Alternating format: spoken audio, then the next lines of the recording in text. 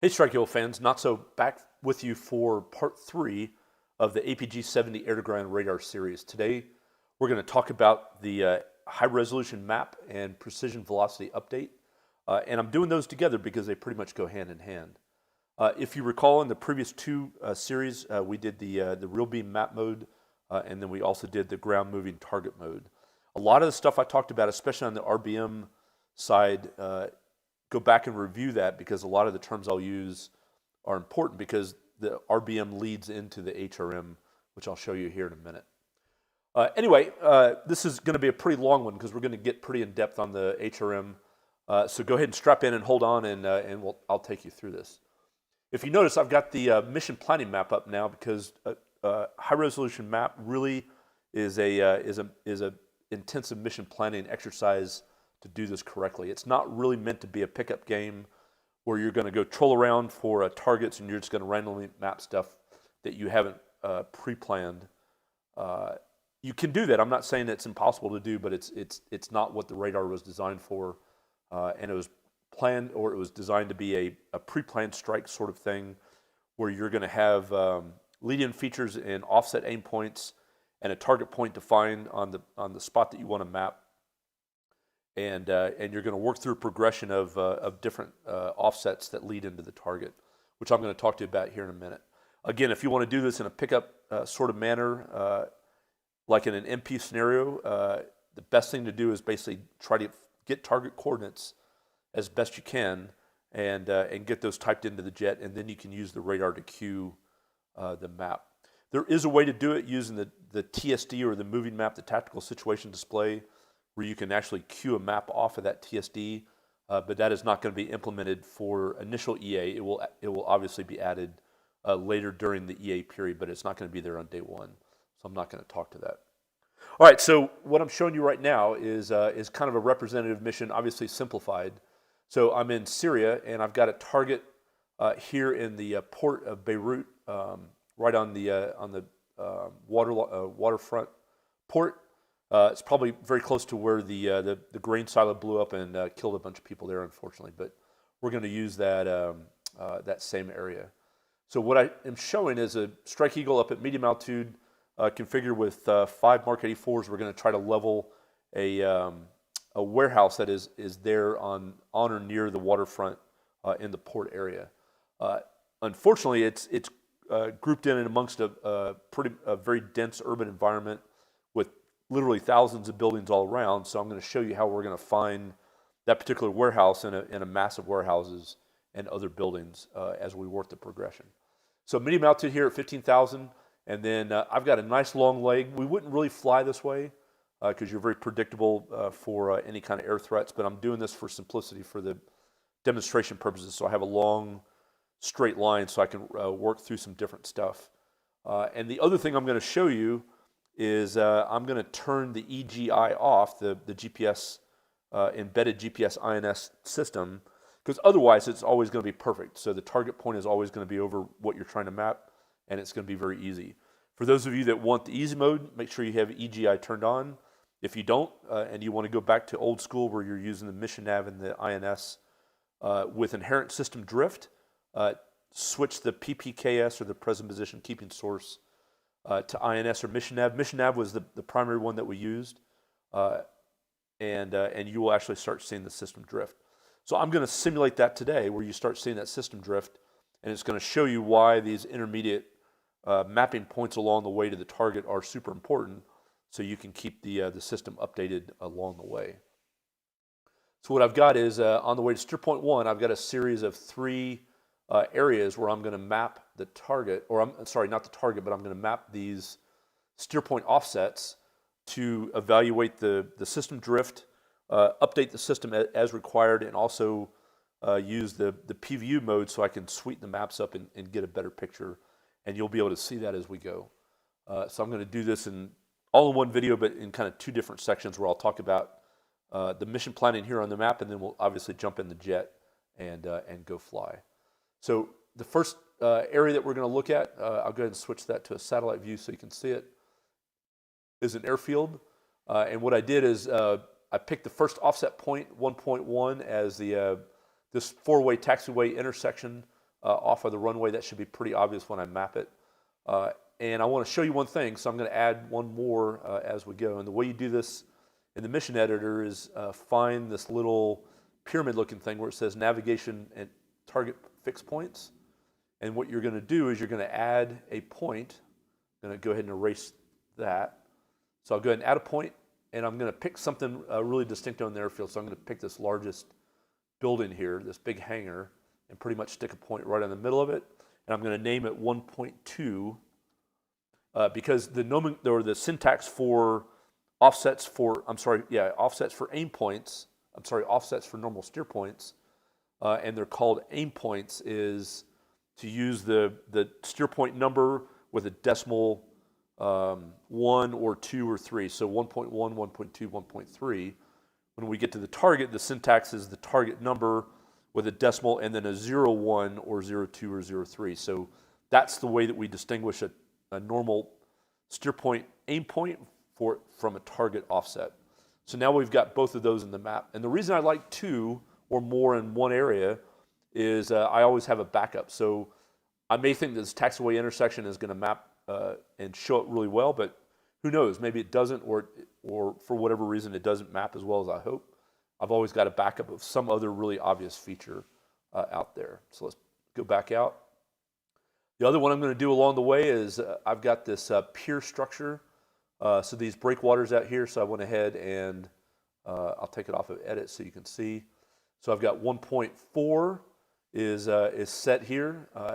And the reason I chose this is land-water contrast is always a really great idea for an offset or an aim point if you have the luxury of doing that.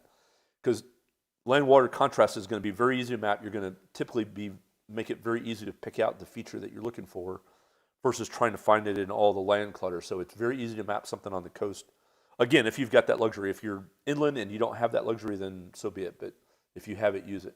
And the reason I chose this is a big dog balls type of target or type of offset point where it's not going to be it's going to be almost impossible to miss. So I can map this whole area, and this thing is going to stand out like a big torch in the night sky. It's going to be very easy to see.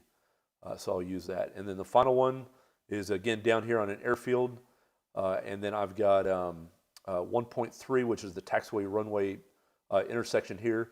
And again, I don't usually need this many if the system is relatively tight, but what I'm going to do is I'm going to replicate some fairly good drift just to show you how critical it is to update your system. And again, I'll do a backup here, so I'll add one more point for just as a backup, and I'll pick something really obvious. So let's use this really big hangar here in the middle of this complex. So I'll choose that point, and I'll name this 1.5. Boom. So that should be good. So now that we've got all our points along the way, let's go into the target area itself. And the reason I'm showing you all this, because as I go through the mapping process, it's important that you understand what I chose to use for my steer point aim points as well as my target offsets. So now the relationships will make sense as I'm trying to map this stuff. So now I've got a target. So here is my warehouse in the port area. So again, lots of good lead-in features. I'll talk about that here in a second. So this is my target. The way in the Strike Eagle in the mission editor that you designate this as a target point, let me go back to the waypoint stuff, is in the name. So let me go ahead and select that. Make sure I don't have ads selected. So notice I've got the hashtag T in the name, and it shows up here against the point itself. That's how I tell the system that this is going to be a target in the jet. So now the jet actually utilizes these points correctly. So steer points are steer points, but targets are special and unique because whenever I'm steering to a target, this is what all my weapon symbology and steering and weapons release data and everything is based on. If I'm steering to a normal steer point, even if I'm in air-to-ground master mode, it's just a steer point. It does nothing special or unusual for you. So it's really important that you name that as a target.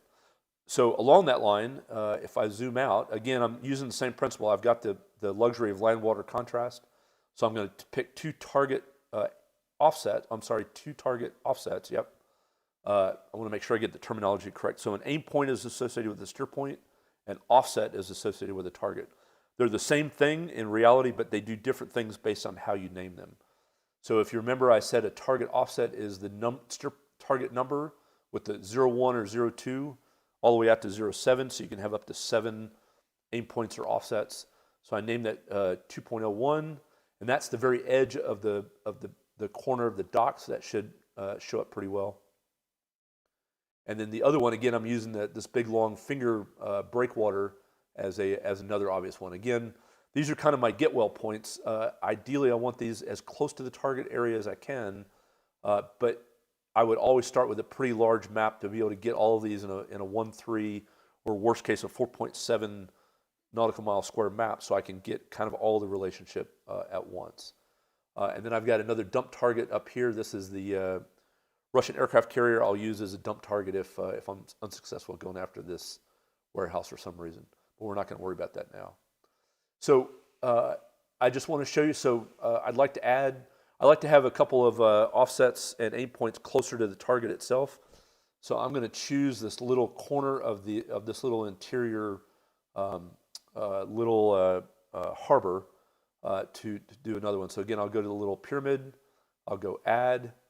I'll place the point first, and just pretty much like right in the interior corner, and then I'll name that 2.03 or 2.03, and then you can see that becomes another aim point that I can use in close to the target. So let's do a bit of target study. So again, target study is super critical to the success of using the HRM, which is why it makes it difficult to use it on the fly. Again, not impossible, and I highly recommend you try it, but realize there are some inherent limitations and challenges to be able to do that. But on a pre-planned strike, ideally I've got all the target planning products from Intel, satellite photos, and so on. So now I'm going to do some good target study. So I've already talked about the offsets that are going to help me with the map, but now I want to be able to identify the target itself if I can. So again, square warehouse, it's oriented pretty much northeast, southwest, and then northwest, southeast are kind of on the diagonal corner. So it kind of makes a diamond shape north up. The other thing I'm looking for, I've got these 2 POL tanks situated to either side of it, so that's another good bounding feature.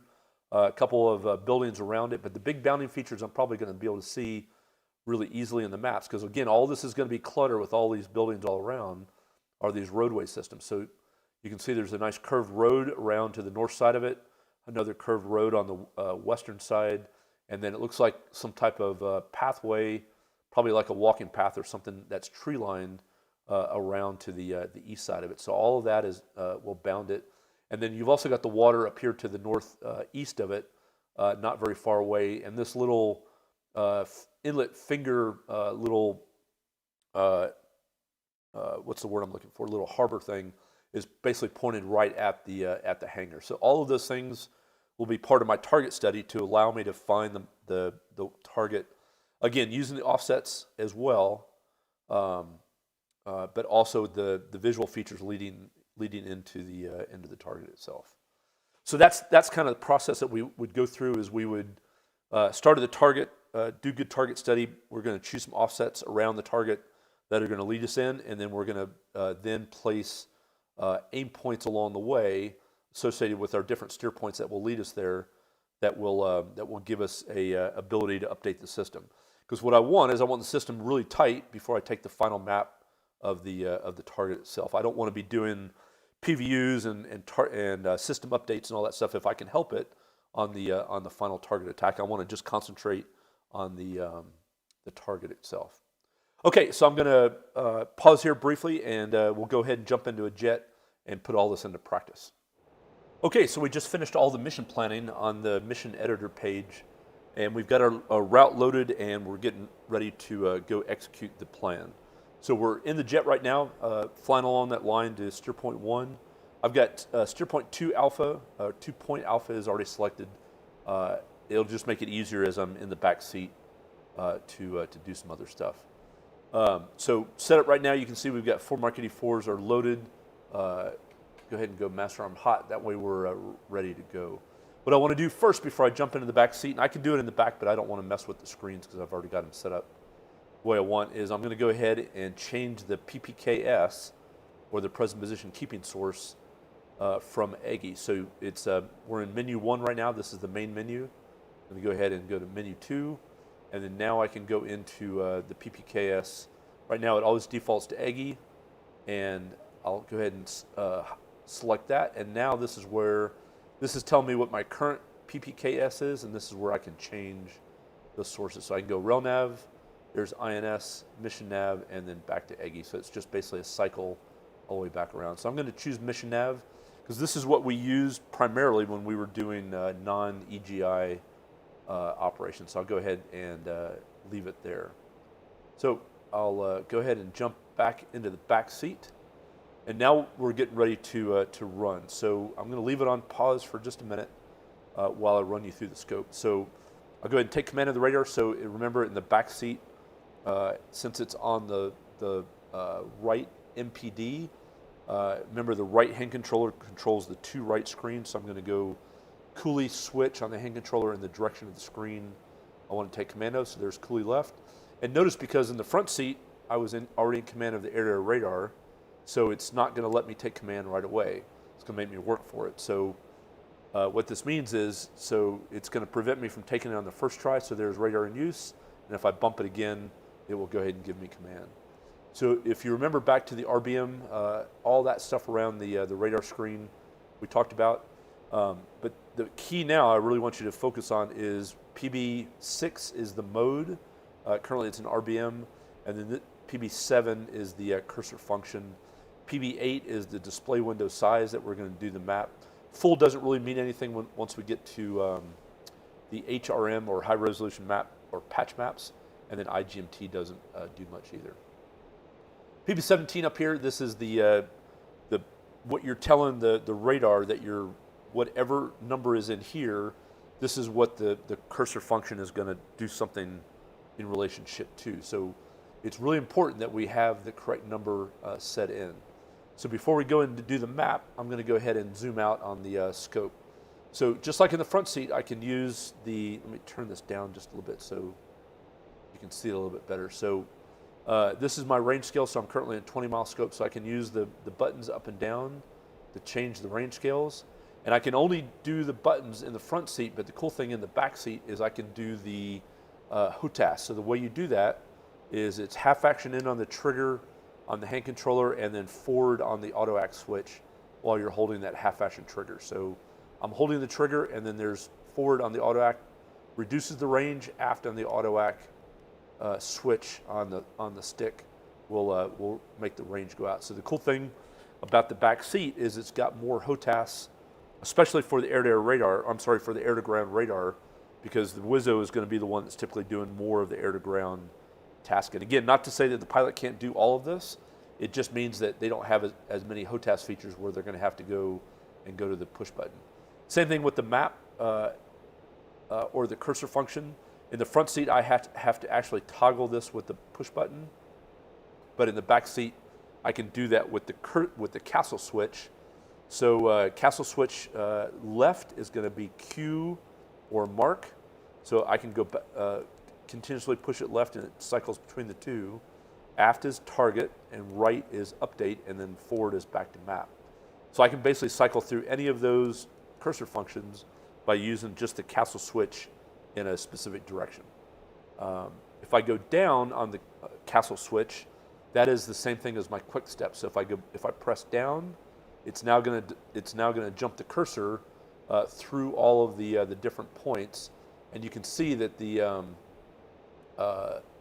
PB17 reflects whatever I've quick step to. So as I quick step to, there's steer 5, there's 1.4, 1.3, there's steer 4, and so on. That anything that's within the field of view, and steer 1, which is the target IP. And you can see some of that over here on the TSD. So as I quick step, again, remember in the back seat it's castle in. In the front seat, the same quick step is coolie up repeatedly to get that to go where you want. So let's go ahead and quick step, and we'll get the radar set up to map that first airfield, and we'll take a look at what our map looks like. Before I do that, again, we've already gone through the different features down here. what I want to show you is the display window is the size of the map that I'm going to take. So this is really important to look at. If I go forward on the auto act switch on the hand controller, it will cycle through the next size down. So there's 40, so I'm going forward is 20, going forward is 10, 4.7, 3.3, 1.3, and 0.67. If I want to go backwards the other way, it's aft in the auto act to 1.3, 3.3, 4.7, and so on. So just remember, forward is smaller until you get to the smallest, and then it just cycles back to the end of the loop. If I want to make it bigger, I go aft. If I want to make it smaller, I go forward. And that's kind of the process of how we do it. We would normally start in, if the system was pretty tight and we're not worried about it drifting a whole lot, we would normally use start in a 3.3 is kind of a reasonable size, but because I don't know the status of my system, I'm going to start in a 4.7. It was rare to ever go any bigger than a 4.7, and remember that's 4.7 nautical miles square on that. You can tell that it's a little bit of when I go out to a little bit bigger one while we're zoomed out, looks like a bit of a trapezoid, and the reason why is because on the RBM, it's actually a fan shape for the radar, so the trapezoid is correct for the distance. As I go further out in range, the distance, the same range that's between the two edges is greater. Once I'm actually in the map itself, it's going to be a square because the map itself comes out as a square. The final thing to look at here, and again, this will replicate on the once we're on the HRM patch map itself. So this is the azimuth of the cursor. So right now it's 22 right. I can move it over to the left, so 26 left, and so on. And then the range of the cursor is right there, so 58 miles all the way down to whatever range I want to do. And then notice as I get closer to the center of the RBM map, you get an X through the box, which is telling me that we're inside the display window limit. In this case, it's a limit off the nose because the high resolution map, or the SAR, can only map with outside of plus or minus 8 degrees of the nose, and that's represented by the center line. So anytime the map is within 8 degrees, that little box little X should appear until it's out the other side. And then the same thing here, when I get out to the edge of the display, it should turn to an X as well, and that's obviously still being worked on. And then there'll be an X as I get based on the display window. So let's say I move the display window down to a really small one. The display window is limited by range, so as I go smaller and smaller, I have to be much closer to be able to map. So you can see as I go further out in range, that is going to turn into an X box until I get into the correct range. And then same thing if I go into a 6.7, it's going to turn into an X a little bit sooner than some stuff. So basically, the big takeaway here is the X is going to tell you, hey, I can't map in this particular range. I either need to bring it in range, or I need to move it left or right to get out of some type of azimuth masking area. So let's go ahead and go back to the airfield. The final thing I want to show you before we actually take the map is this number right here is the time it will take to construct the map. And then once you actually command the map, it'll start counting down to 0.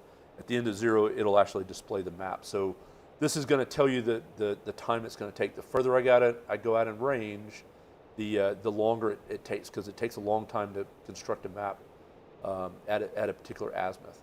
So notice in range, at a particular azimuth, it's going to increase. And then at the same range, as I go further out to the further edges, it should decrease in time, because the map is much more efficient the further out to the edges it goes. The closer I am to the nose for the same rough range, we keep it at the same range, you can see that time increases as I get closer and closer to the nose. So the sweet spot is somewhere between about 25 to 30 degrees from the center of the nose out to about 45 to 50 degrees is kind of the sweet spot. 45 degrees is kind of the heart of the sweet spot. As I get further to the edge, yeah, I'm going to get I'm going to get a map much quicker, but I potentially could run out of time very quickly as it gimbals if I start way out here at 50, 55 degrees. Once it hits 60, it's going to gimbal and it's no longer able to construct the map. So somewhere in that 25 to 45 range, 25 to 50 is probably the sweet spot of where you want to set the aircraft up to do it. So just realize I can only take a map off the sides of the airplane. I can't take it off within 8 degrees of the nose, and then when I get to 60 degrees, I'm at the radar antenna gimbal limit, so kind of in that middle area. So what I want to do is I want to maneuver the aircraft to put those symbologies at the correct azimuth before I begin to take the map. And I've already got the airplane set up here just to save time. All right, so let's go back and do that. So I'll go ahead and quick step all the way back through, and I've got it set up for let's go back to a 4.7. So again, I went aft on the auto act to go ahead and do that. I can change it here with the push button in the front seat, but I can do it with the HOTAS or push button in the rear seat. So let's go ahead and take it off pause. And the reason I'm doing this is the final concept that I want you guys to understand is in the synthetic aperture radar requires motion over the ground, it requires velocity over the ground, and it requires an angle change. So that's why we have to map off the sides, and we have to be moving forward so we get actual velocity across the ground for it to be able to do its internal calculations in math. If your ground speed is very slow, it will work, but it's not very good. And it works exactly that way in the game. If I'm on active pause, it means I've got 0 velocity over the ground, and it won't actually make a good map. So I'm going to have to take it off pause to be able to do it. So, okay, we're flying now. So let's go ahead and command the map. To command the map is once I have the display window over the point I want, I go full action on the trigger. So there's full action on the trigger, and now it's going to count down. So you'll see the little antenna moving as it does its little slices down to 0. And I'm going to go ahead and put that on active pause again, just so I don't keep moving forward. And I'm going to freeze the map with the pinky button on the hand controller unit. Notice it's not on freeze now, and it will just keep constructing the maps as I go. So notice it counts down to 0, and boom, it'll do the map again. So I'll go ahead and freeze it. So pinky button, laser fire button on the hand controller. In the front seat, it's the left multifunction switch, which is also the laser fire button on the throttle in the front seat. So now that I've gotten it frozen, what I want to show you is now this button over here is now called multi-look 1, and I can cycle it to multi-look 2. What this means is as it constructs the slices of the radar map, it's going to stitch those together next to each other. And multi-look 1 means there's no overlap. There's no multi-look, it's not going to overlap like it does in multi-look 2. So what we did is we normally constructed the maps in multi-look 2, because now you get a 50% overlap. So essentially this map would overlap this map by this much, and this map would overlap the first map by that much, and so on. It would keep doing that all the way across, and you ended up with a lot better resolution map and a lot more accurate map without those seams, and it was a much smoother map to be able to look at. The other difference in the multi-look 2 is the time. So it takes less time to construct a multi-look 1. Watch the time difference for the next map. If I change it, it's going to jump up by another 2 seconds. So whoop-de-doo, another 2 seconds it's going to take. So we normally did almost everything in multi-look 2. I don't ever remember a reason to use multi-look 1. So let's go ahead and take the aircraft off of active pause. So we're moving forward. I'll take it off of freeze, and I'll let it go ahead and construct the next map. And you'll see that overlap is a lot better as we go. Bam. So now notice it's a little bit smoother. It's on freeze again. I'll put it on active pause. So now notice it smooths out that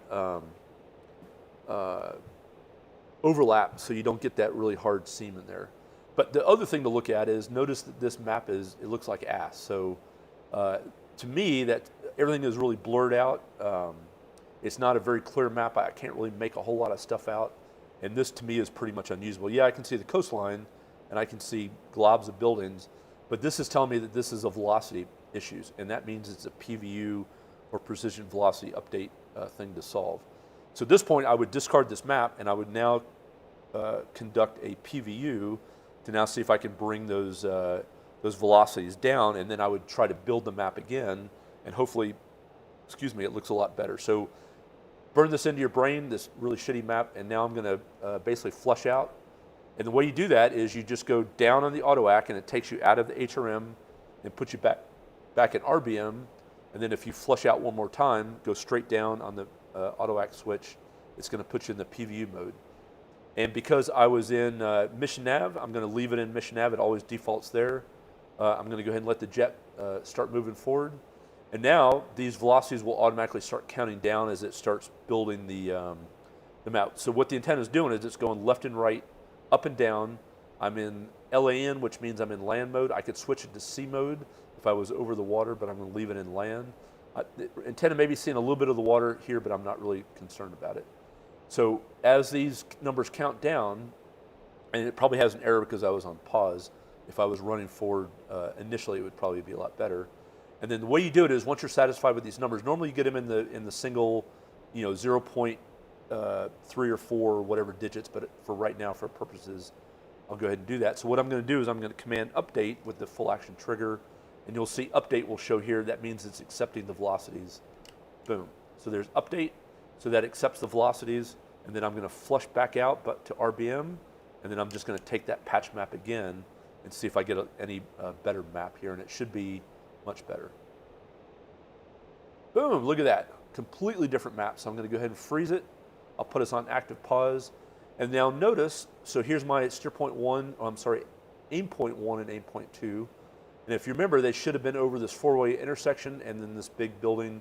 So there's your system drift. You can see that right now as I go. So knowing that I've already got some system drift, I'd probably go ahead and take an update before I constructed another map, just so I didn't lose it by accident. So I'm going to go right on the castle switch, and I know that this is my taxiway here because I did good target study. I'm going to refine this with a smaller map, but just while I have a good map here, I'm going to go ahead and take that and go ahead and update it.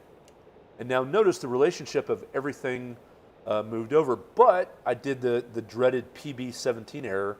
I actually had it on 1.2 instead of 1.1. So even though I updated on the taxiway intersection, I actually input more errors into the system because I'm basically telling the system update that point to 1.2, which should have been the hangar. So I did that on purpose to show you that the pitfall of having a PB-17 error. The easy way to fix it is just quick step to the other one. So make it 1.1 instead. Let's move it back over to that taxiway intersection. Do it again, and now everything is back to the way it is. So just realize, before you squeeze that trigger, just look up here at PB-17, make sure you have the correct one that you want, and then you can go about your way. So I'm going to go back to map. I'm going to take it off of active pause. Airplane is flying forward again. And now what I'm going to do is go forward on the display window. I already can tell everything, so I'm pretty confident that I can go into a 6.7 and know that I've got all those features in the area. That way I can skip those other maps, and I'll do that for time here as we proceed inbound. So again, it's already auto-frozen because I started with a frozen map. I'll put it on freeze again. And again, you can see even in that time, and again, I kind of did it as a rough hack on it. You can see the system is actually drifted. So there's my taxiway intersection. There's my big hangar for 1.2. So now that I've got PB-17 is correct, I'm going to go back to update, and I'm going to go ahead and make that a little bit more refined update to get right in the center of that. So now all those points are going to jump, and you can see that point jumped over top of the hangar as well. I could have done it the other way. I could go 1.2. I could update on that hangar and go update, and then that will jump by a little bit. And these are probably a little bit of a coordinate error from the map from the mission editor map to this, which is why there's a little bit of a difference. But at this point, it's good enough for what I need. So the system is tight enough. I'm pretty confident I can now find other features in the map. So go back to map, and now I'm going to go back to RBM, and I'm going to take it off of active pause. And I'm going to step over to the other one. Now I'm going to show you, now I'm pretty confident I can find this next one, which is the big finger breakwater. So I'm going to go ahead and start in a 3-3. Notice that the map is counting down. And whack, there is my map. But I can't see the finger pier. Oh, crap, now what do I do? But I can sort of see it breaking out, so let's go ahead and freeze that. And the way I do this is once I'm frozen, I can go into the display brightness adjustment and go up and down and start breaking that out. And voila, there is my pier, my breakwater. And I would go ahead and go into a 6-7 Go ahead and command the map on that just to take a little bit better resolution and a little bit better detail of that, and zoom in, freeze that, and now I'm going to go ahead and go display brightness back down and see if I can get a little bit better picture here. Go back to update, and now notice even in that time the system has drifted by quite a bit. I did that on purpose, just to exaggerate it a little bit, just to show you how much the aircraft is drifting, and I can adjust that amount in the mission editor. All right, so there we go. So back to map, flush, back to the RBM, so I can take my next map. So I'm going to go ahead and go over here to the next one, and I'll go ahead and command this.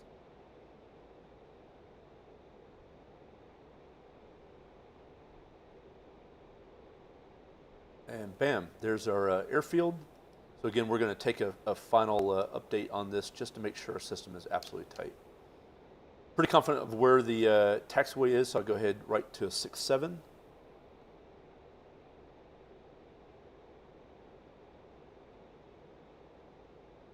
And make sure I freeze that. And again, the sequence is take a map, freeze it so it doesn't continue to build maps as you go. So it looks like it has drifted off a little bit, so I'll do one last update before I go into the target area, and I'll update it. Again, I want to make sure I'm 1.3, which is the taxiway intersection. So I'll go ahead and update that. I'm in update cursor function, squeeze, and then you can see that the relationship looks good on that large building there. So pretty happy with that. Go ahead and go map, flush, and now as I continue to fly forward, I'll jump back to the front seat. Let me turn a little bit further left so I don't start getting too close of an angle to the target. Be able to roll out there. And I can do this from the back seat, but because I was zoomed in, it's a lot harder to see that. So we'll go ahead and get that set. Slight little descent there. Okay, so now I'm going to go ahead and skip to the target itself. So notice I'm too far away for 6.7, which I don't want to start with anyway. But just for this purposes, let's go ahead and start with a 4.7 so I can see the whole area. So I'll go ahead and take a map. Again, the airplane's flying real time. You can see this as we start heading into the target. And there. And 0. There's my map. I'll go ahead and freeze that. And now you can start seeing the overall big picture. Again, huge mass warehouses. I'm pretty confident my warehouse is in here because there's my target point. It does look like it's drifted off just a little bit, so we'll zoom in. There's a little corner of that dock. If I wanted to, I could zoom in and start see if I could break out that finger. Yep, I can do that. But I'm pretty confident that the map is going to be close enough when I start zooming in. So what I'd like to do is I'd like to see if I can get a map with all the offsets in the same map so I can do relationship. So I'll go ahead and do that again.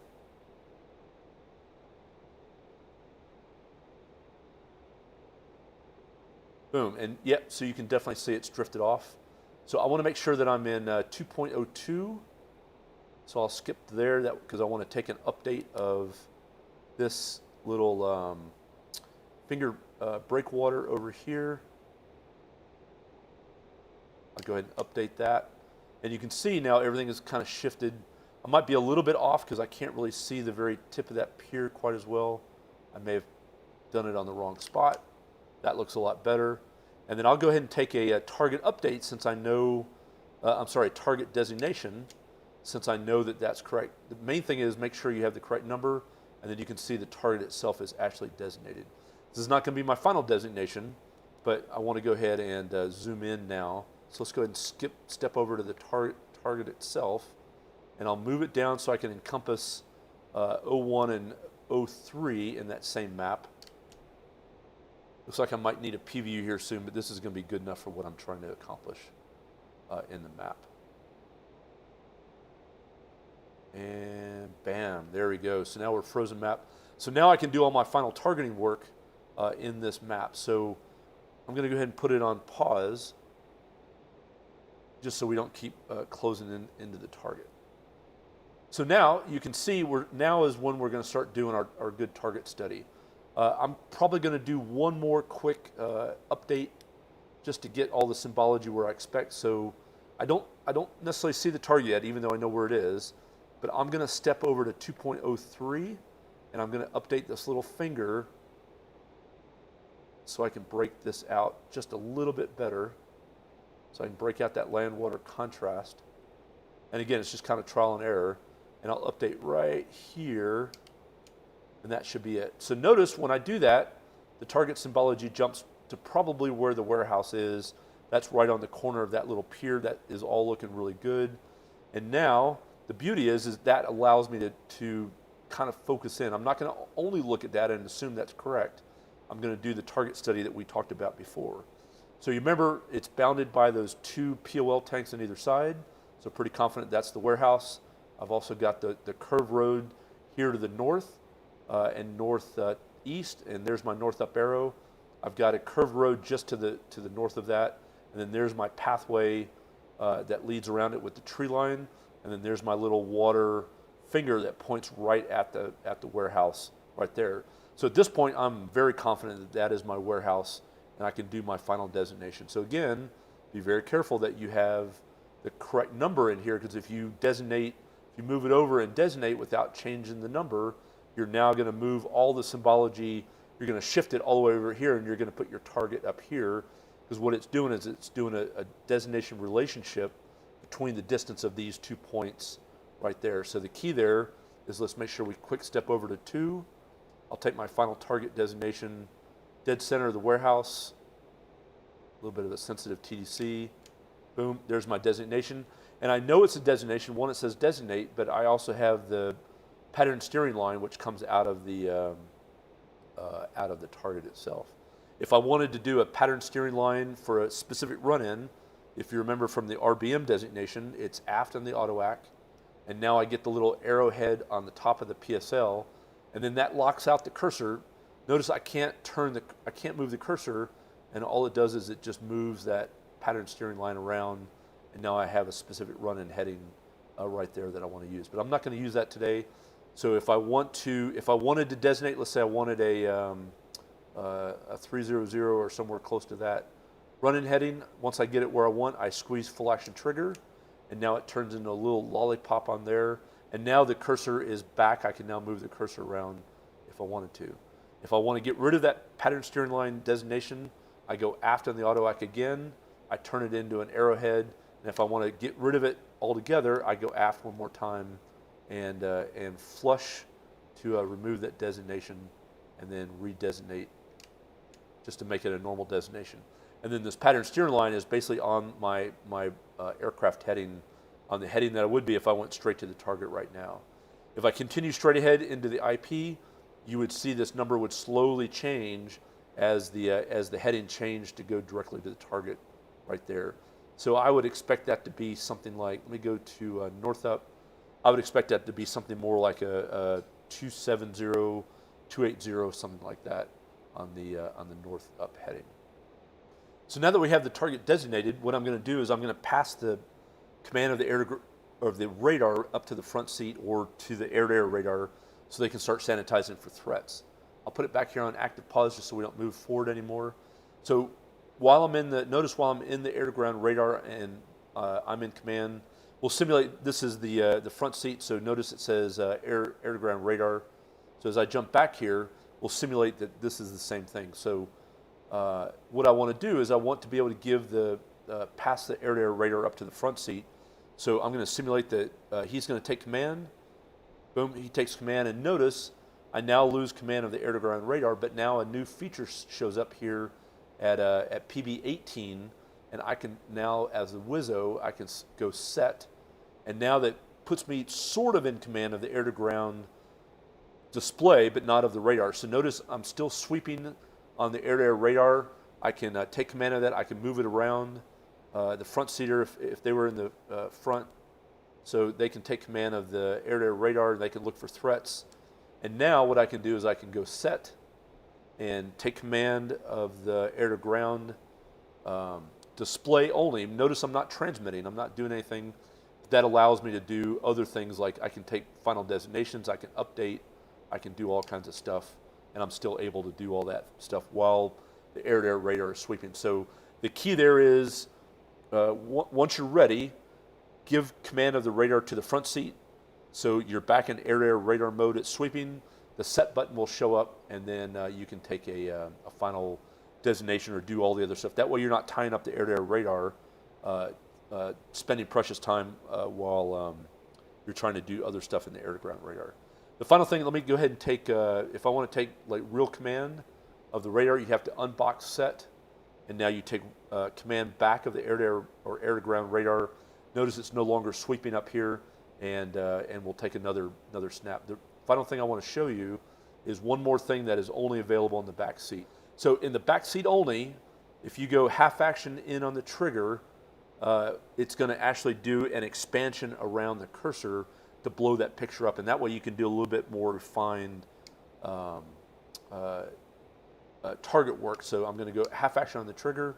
I'm going to go TDC in, and now notice that will blow it up, and that way if I wanted to, let's say I wanted to target the corner of the building or a very specific spot of the building, I can do that even better. So go to target, there's my final designation, and again, it doesn't make the map resolution better. All it is doing is blowing the pixels up, but this is like an expand mode in the target pod or a digital zoom where you can get a little bit better clarity of the exact spot you want to place your cursor.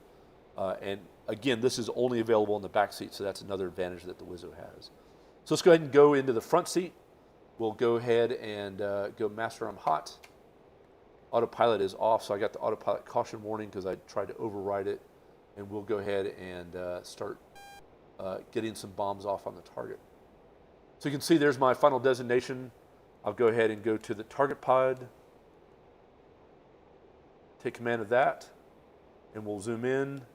And you can see there is my, let me scroll around. So again, we've had a little bit of drift there. So I'll go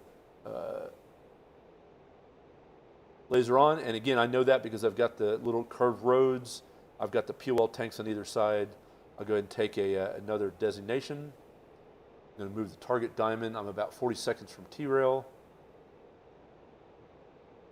More good designation as it goes in. And now all I'm doing is I'm just trying to maintain the flight path marker on the ASL.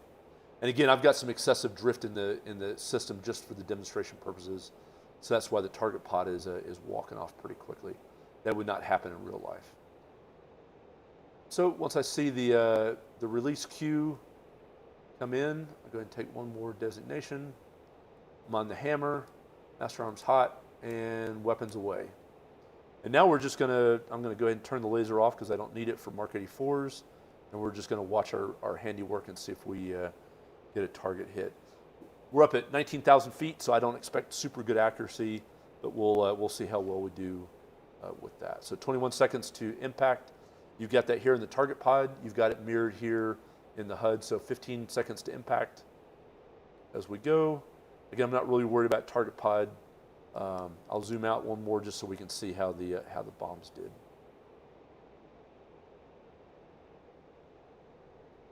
Yep. As expected, off by a little bit. Again, a lot of system drift dropping from a high altitude.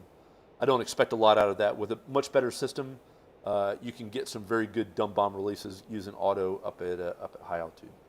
All right, so that's it for the HRM. Hope you guys enjoyed it. This is me, Not So Out, and hopefully we'll have another video up for you soon. I haven't decided what it is yet, but it'll be good. I'll see you guys later. Bye.